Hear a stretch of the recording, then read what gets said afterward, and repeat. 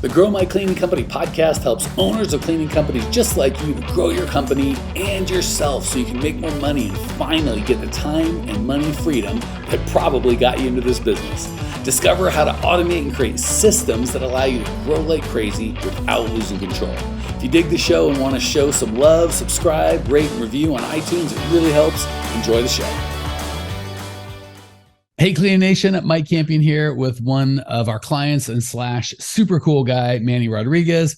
He's just been in the program, and Lindsay picks the guest, and I've known this guy, but she thought his story was awesome, so we're here to share it. Anything, why don't you just say hey to Cleaning Nation, introduce yourself, and we'll dive into what you got going on, man.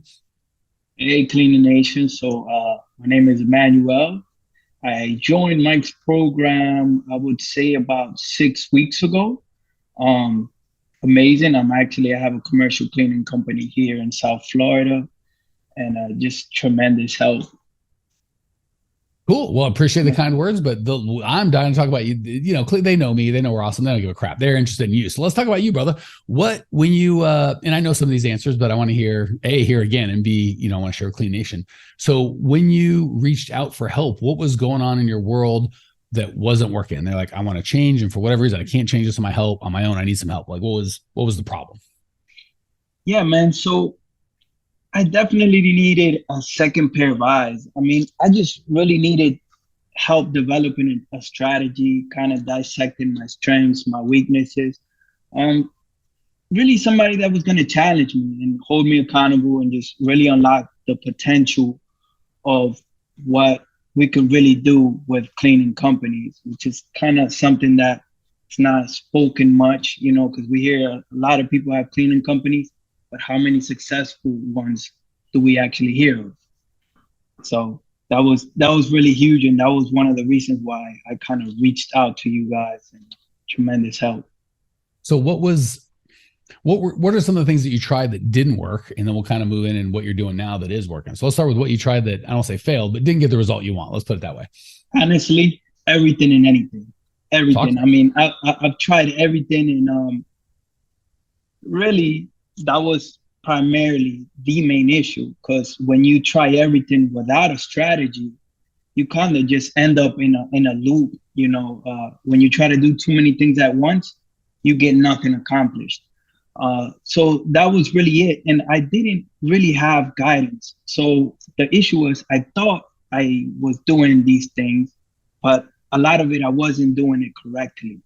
So I was just going off of watching a couple YouTube videos or Google and stuff like that. So let's be specific, just because I want kind of the audience back. Oh my gosh, I've tried that. Like, what specifically did you try? What was frustrating? What worked? What didn't work? Like, just kind of what were some exact frustrations? Was it marketing? Was it hiring? Like, let's be more specific if we can. All of it. So let's start with marketing. I've tried Google AdWords, and I did this huge course that I took. And it was explaining to me about using the correct terminology and kind of isolating certain areas.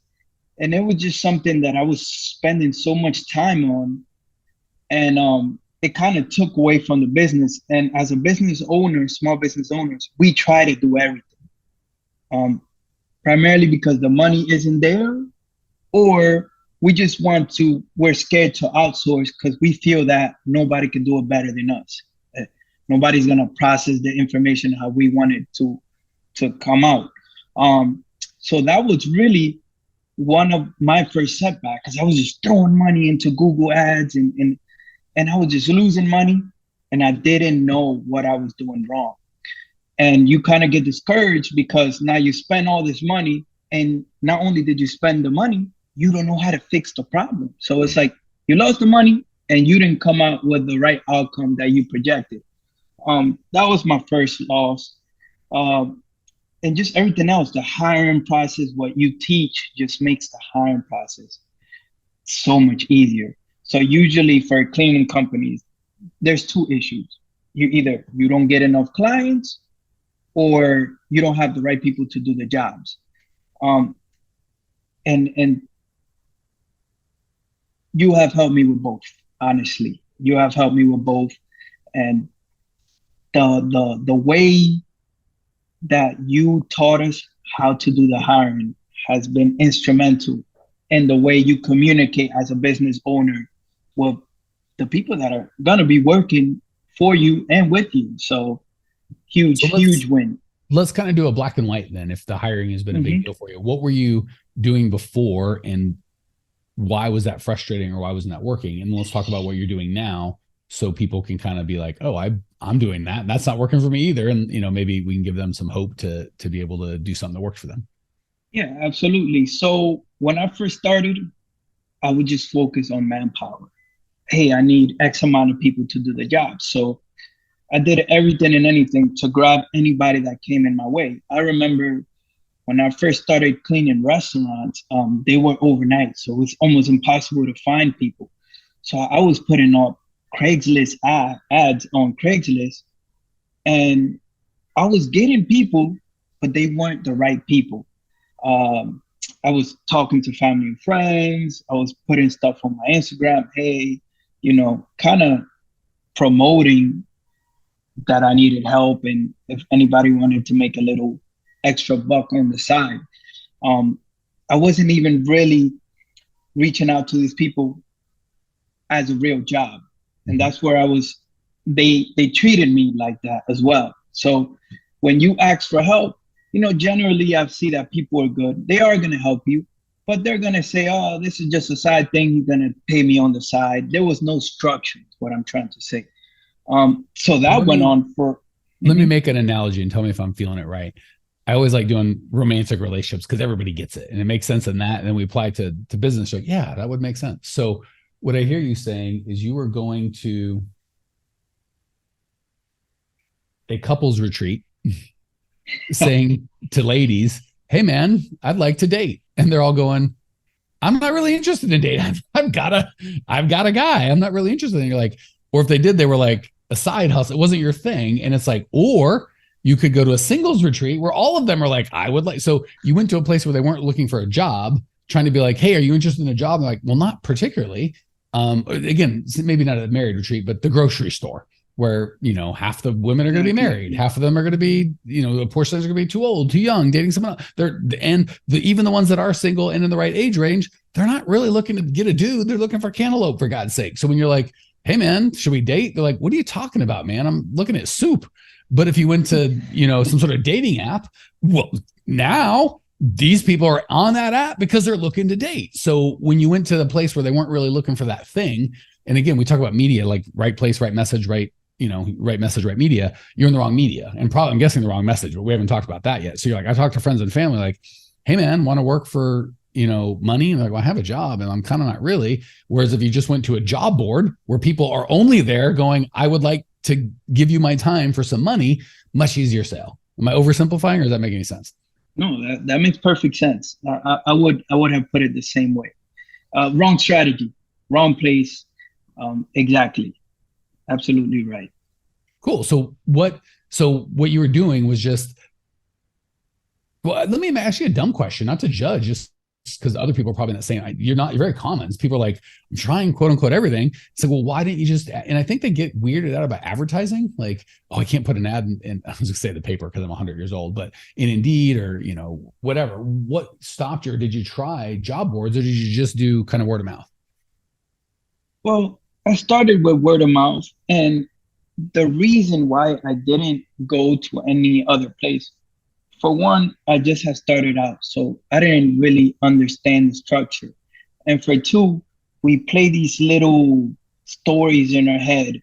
Oh, I'm not a big enough company. Indeed wouldn't accept me. I don't fall in the right credentials to be able to post to employees. Or, oh, at the moment, I don't know anything about taxes. Just all these things that are completely irrelevant, Mike, are the things that went through my head. I mean, I can only speak for myself, but I'm assuming this happens more often than not.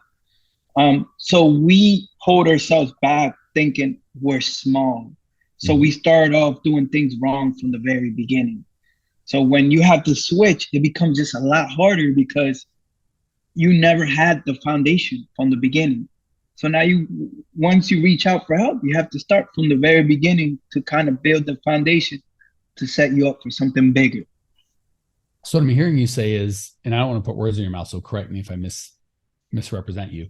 What I hear you saying, Emmanuel, is you just didn't have confidence in yourself. And you're like, if I go on Indeed, I'm going to be found out. Like either Indeed will reject me, or I'll do an interview and be like, how dare you? Who do you think you are to try and hire me? And you're just like, Absolutely. so I'll do it safe. I'll talk to friends and family where I probably won't get someone all in, but at least they won't reject me. Or if they do, they'll be nice. Absolutely. Okay. Absolutely. So for all of you guys and gals out there listening, going, that's insane. I would never, this kid, what is he thinking?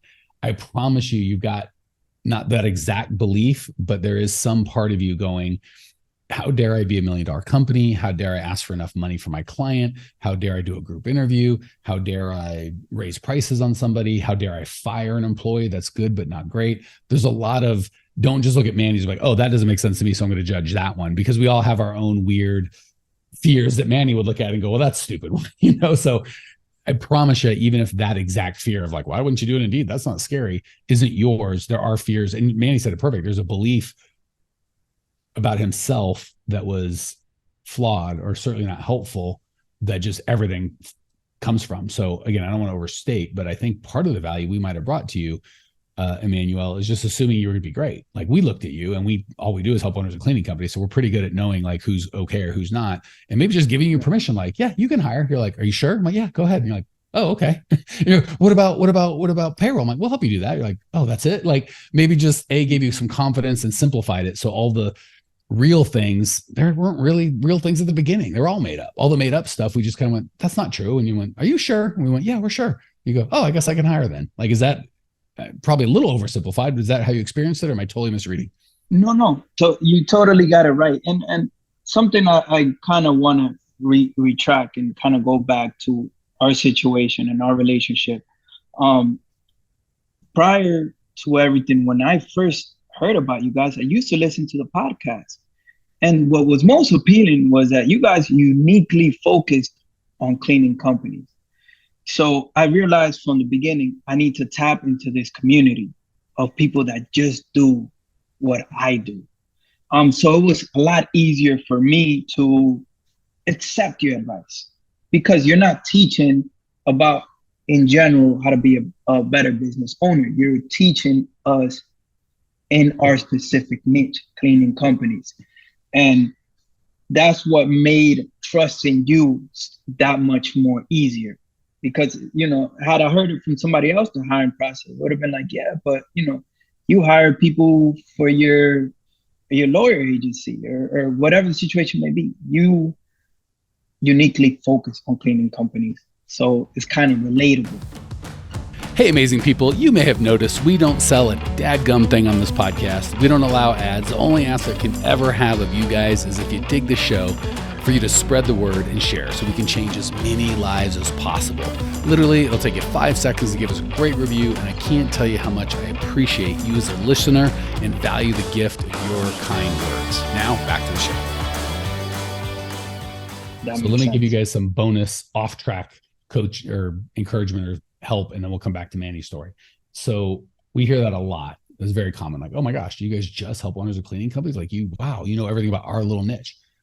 True. And then we'll say things like, you should pick a niche and who you serve. I'm like, oh, that won't work for me. I can't do that.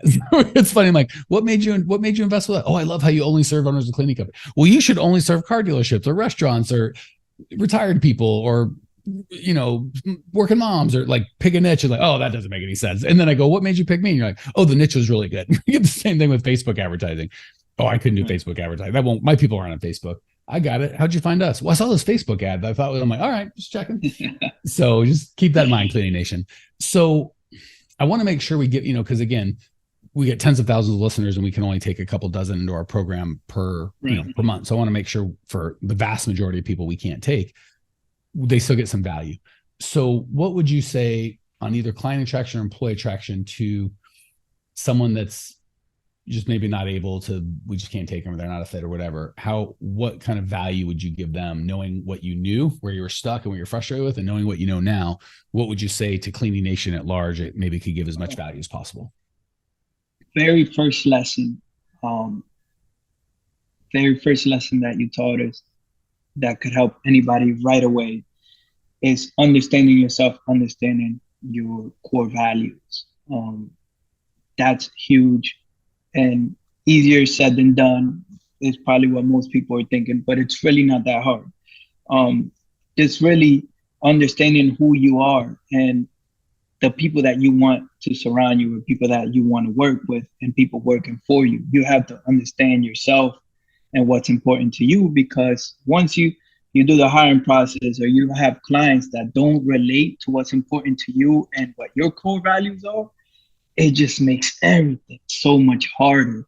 And I know a lot of us are experiencing that. And that's that immediate switch that honestly it took me a couple of weeks, because I was like, there's no way that it's too easy.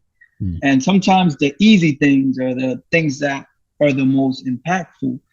So I even reached out to you about it. Once I got my core values kind of dialed up, that I really thought about it and I was saying it out loud, my changes were immediate, especially in the people that were coming in. Once I sat my employees down and I told them, hey, this is what's important to me, like 3 of them walked out the door, but 3 more came in that were more relatable. And to this day, they're still with me, and things are going just fine.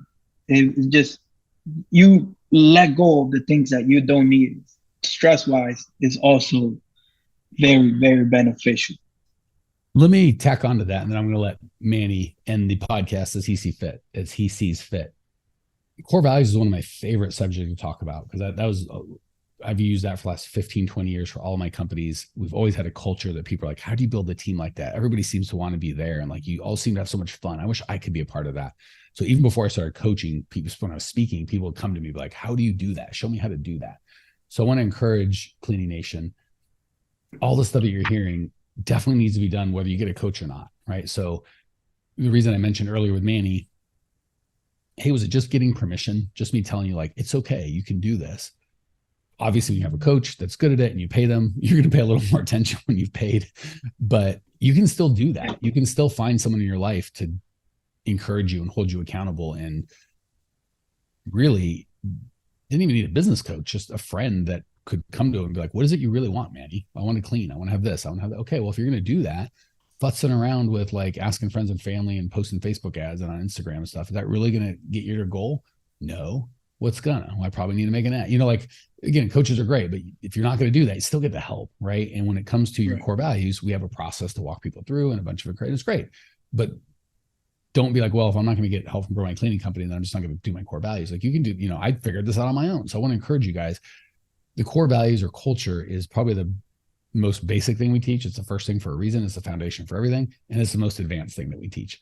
So all it really is really getting clear on who you are and what you want. So for us, it's have fun, make money, be real, and help out. So I'm going to, again, put some words in your mouth, Manny. If I mischaracterize you, feel free to correct me right in front of everybody. But what I heard you saying is, before, I was just looking for a warm body. If there was a dude or a gal breathing who said she'd show up, she was in, and then I was shocked when they weren't a fit, or they didn't like me, or I didn't like them, or they didn't show up, or they didn't keep their word, yada, yada, yada. Once I got my core values, knowing, because again, when you're like, I want a good employee, and then you interview someone like, are they good? And it's like, I don't even know what that means. Like, how am I defining good, and what was my mood? But if you go, did that person seem fun? Did they seem attracted to money? Were they real? Did they at least feel like, for me and Manny, it was one of the things I like about Manny. You might like him or me or not, but hopefully you go, that's the dude. Like, I've talked to Manny enough. This is the same guy on the podcast. Like that's, he's super real. Have fun, make money. And does he seem to really want to help out? Like, once, and that's our core values. Obviously, Manny's going to use his and you're going to use yours, but it's so much easier. Is that a good employer? Are they going to be a good employee? It's really tough. Does that guy seem fun? Does that guy seem like he really wants to help out? Does he seem real? That's so much easier to go. So you realize when they're not it, you get it pretty quick. And when they are it, you don't just be like, I think I liked him and he seemed nice, so I'm going to hire him, but I don't know. You're like, I know exactly what I'm looking for. I know exactly why I think this guy or gal is going to be good. And then we give you a process with the 3 interview steps, so you know for sure before you hire them. Not for sure, but you've got a very high degree of certainty. So I just want to encourage you guys, that culture, once you get those core values, you just start running everything through it. Even with customers, when you get real bold, like, is this guy seem like he's okay with not just him making money, but us making money, right? If he just wants the lowest price and doesn't care if I starve, maybe he's not the right customer for me. right? Is he a little bit of fun? Like when crap's going to go wrong, we know it's going to go wrong. When something goes wrong, is it going to be a complete raving lunatic, or is he just going to be like, Manny, God dang it, man, you got to help me out. I'm like, sorry, brother. Like, is this a guy I can like do life with? So what I'm hearing Manny saying is he went from warm bodies when it came to customers or employees to I've got a good standard with core values to make a decision on who's I'm going to let into my world. Am I overstating? Am I putting words in your mouth, or am I picking up what you're laying down, baby? I mean, that's it. Okay. Manpower, warm bodies, you got it totally right. And that little shift was really what made the difference, you know. And just to tack on to what you were saying, that's just the first part. The second part is believing it, you know, but believing that those core values are really you. And once you believe it, the rest just comes naturally. And that's really a lot of things that we struggle with as you know, young entrepreneurs. We just don't believe it. So we just go through the process, but we don't believe in it. We feel like just do the work is going to get you there. If you don't believe it, then it's going to set you back up, because that's the next piece to the puzzle. And it's still work in progress, but I personally, I'm starting to believe more, and I'm starting to see changes dramatically. Well, I'll give you one more. Manny just keeps saying stuff that makes so much sense. I'll give you one more bonus training, and then we'll end it. The best way to believe your core values is not to have aspirational core values, but just have who you are core values. So a lot of times, one of the big mistakes people make when they come in and I try and get them to set their core values, they'll say like, be detail oriented, customer first, do the best job. Like a bunch of things are like, these are how I want my company to be, which is fine. Those are called rules. It is okay, regardless of your core values, to go, you have to do a good job. You have to be nice to customers. Like there's all sorts of things that are rules that aren't your core values. Your core values is who you are already. So like take great care of customers isn't a core value, because when you were 12 years old playing with your friends, you weren't going, I got to take good care of my customers. But you might have been like, play fair, right? If we're gonna have rules, you got to follow the rules. And you might have always been a guy that's like, we got to be fair. If you do this, I'm going to do this. I always want to treat the other guy right. Treat the other guy right. That could be a core value. And of course, if your core values treat the other guy right, are you going to take good care of your customers? Of course. But I think one of the reasons we don't, like Manny said, believe is we do these aspirational core values of who I want to be.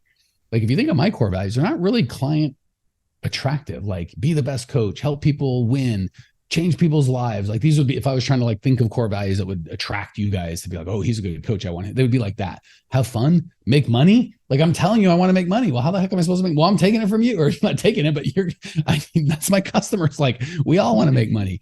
Be real. That's not really something that some people like. Some people don't. Some people hear the real Mike, like, that guy's a nut. I have nothing. God bless, go get him.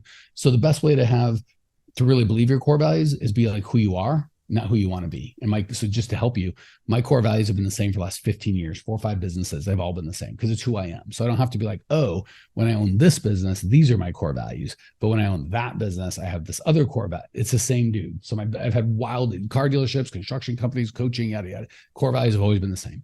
So give yourself permission to be like, this is just who I am. And some will like it and some won't, and that's okay. So if you try and make this aspirational, like, this is going to be what's attractive, you'll have what Manny was saying. We're like, I know that's not me. And you won't believe in yourself. It'll be fake. And people will call you out. And when you're trying to hire, going, we want people that are this. And they go, but you ain't that, because I see you.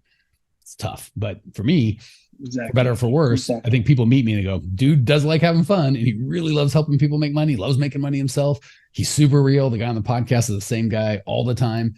And he loves helping people. Like, that's just who I am. So some people that's attractive to, great, let's hang, let's work together. Some people are repelled by that. Great, I don't want you in my life, and I'm just gonna make you nuts anyway. So you got to be okay with, like, these aren't a marketing thing to try and get people to come to me. This is just me telling the rules of the game. And I didn't go, Manny's going to love having fun, making money, being around, helping out. So I'm going to say that's my core values to trick him into being a customer.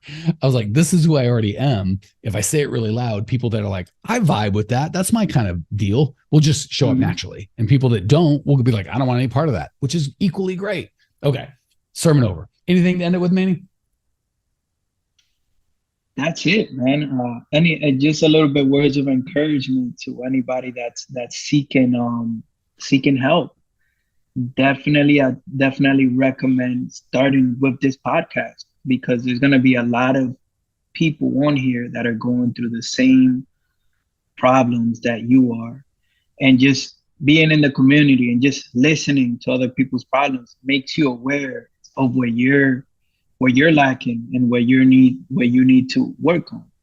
And it just to kind of bring it all together. This is what helped me, and this is how I was able to find you.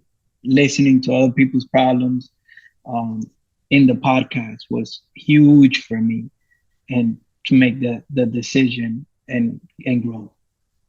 Well said. And that's the beautiful thing. Like with coaching, that's expensive. I got to do this. Like, podcast is free. You can listen to it in your own privacy. No one will even know. So like easiest barrier to entry. We don't even do ads on here just to make sure it's as pure and value driven as possible. So yeah, definitely listen to this podcast or any podcast can help you get you where you want to go. Doesn't even have to be this one. All right, Clean Nation. If this is scratching where you itch, man, growmycleaningcompany.com. Tons of free stuff. I don't even think there's anything for sale. Everything you need to grow a cleaning company, growmycleaningcompany.com. Check it out.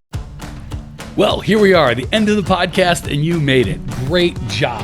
I've got a little bonus for you for sticking through with me. But like I mentioned before, if you got value out of this podcast and you want to show a little love, subscribe, rate, and review on iTunes, Spotify, wherever the heck you're listening to this thing. Share it with a friend. Share the love. And as a special thank you for those of you that stuck with me to the end, how about I give you my personal phone number so we can text? It's a great way for me to get to know you, your business, your goals personally. So shoot me a text now, 602-932-6431, 602-932-6431. I am the only one who responds to these texts, and I will personally respond to everyone I possibly can as long as this number is manned.